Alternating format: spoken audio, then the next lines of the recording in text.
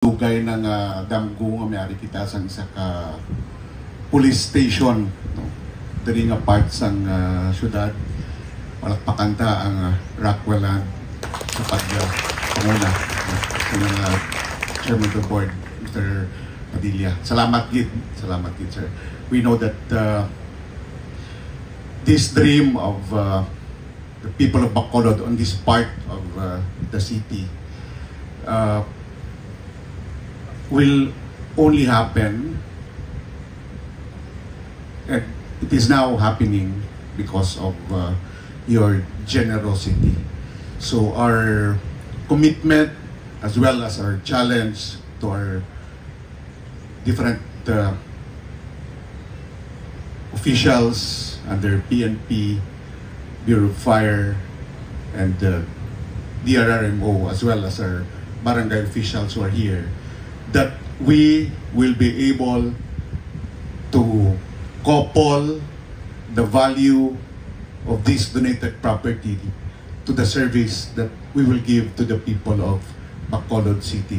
Hindi ko napatagaan balor kung pila ang ininga duta, but I hope that we'll be able to at least at par sa serbisyo nga matag naton sa pumuluyo sa syudad sang Bacolod. Again, Rockwell Land, thank you for your generosity, and we assure you of our continuous support. Salamat gid may agas tanan. Hindi ko na paglawagon tanan di ka gina kay do kapila na ni ginambal no. Yes, first of all, I agree with our congressman. Congressman pa na siya hasta katapusan sa bulan. So mayor pa ko hasta katapusan sa bulan.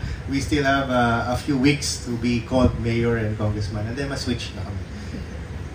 Thank you, Rockwell. I think we first met the first month, no? When I was elected. You were at the House, and we discussed and aligned our vision and our strategies on how we can improve the city of Bacolod together with the development of Rockwell.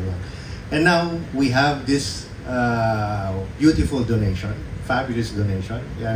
I think it started much smaller.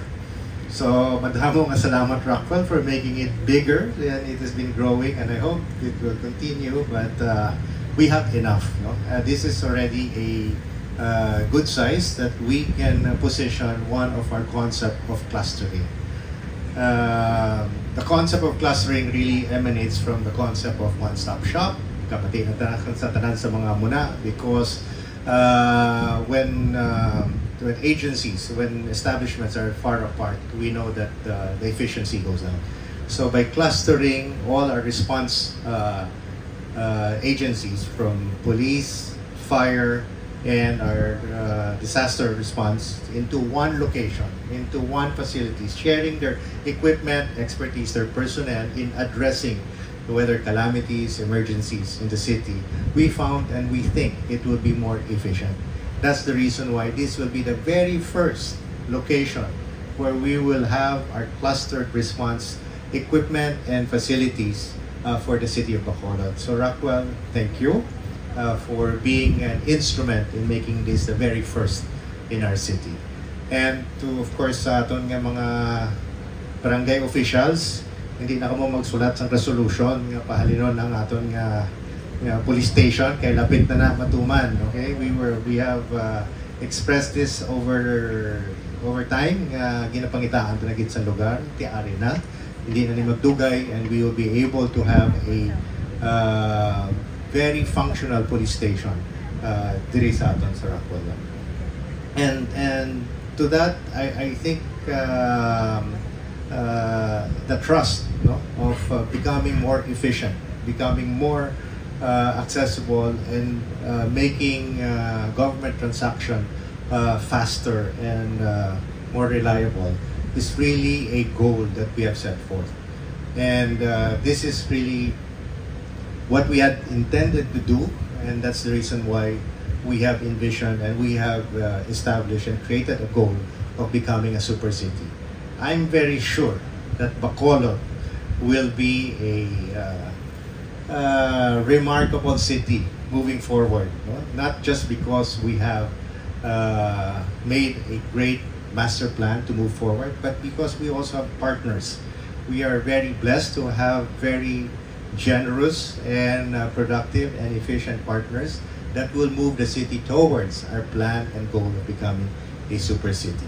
So we welcome, of course, all of our partners in the development of the city of Bacolod, and we thank you for heeding the call and being part of the development of the city. Madam Ugid nga salamat, sir. And again, rest assured, as Mayor-elect has said, that we will always be behind supporting our partners in the development of the city. Hindi niya na ako include sa program. But after hearing our beloved Mayor, Albi Benitez, and our Congressman, Greg Isataya, I thought it would be just fitting that I will share with all of you what happened 7 or 8 years ago. 7 or 8 years ago, nag-present kami sa board namon to buy property here in Bacolod. One member of the board said, nga dito, hindi sa Iloilo. As you know, our principals are from Iloilo. So I told then Chairman Oscar Lopez Linco, Oski, allow me first to start in Bacolod, then we will go to Iloilo. Unfortunately, up to now, ay pa kami ito sa Iloilo. Arip na kami ito. And every time there is, and I'm sure the press release of our beloved Mayor Albi will come out. Karon sa Kapitaw, gano'n naman ako ni Jerry, ni Mayor Jerry, di na nakamodi sa Iloilo. But we truly feel, because I grew up here, I grew up in Victorias, I grew up in and I truly feel Bacolod deserves better. And what we are doing here will not only make us proud, but all of us proud. Because I truly feel this is such a beautiful place. Yeah. And since Kagina, Mayor, Congressman, I heard that the first budget release is 10 million. At hasta lang sa second floor. Kami na bahala sa third floor, Mayor.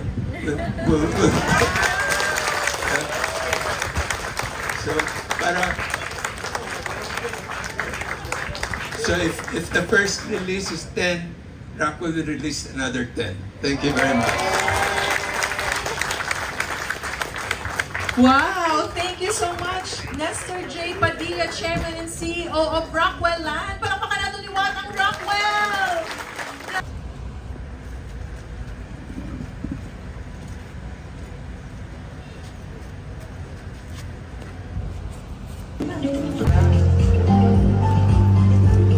It's a happy moment indeed.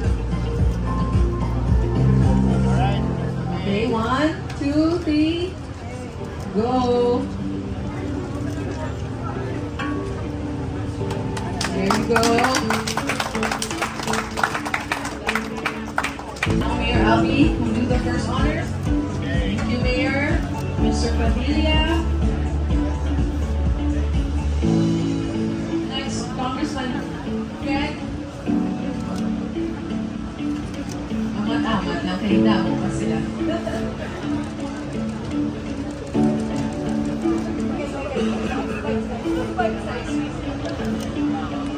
Oh, Nieve.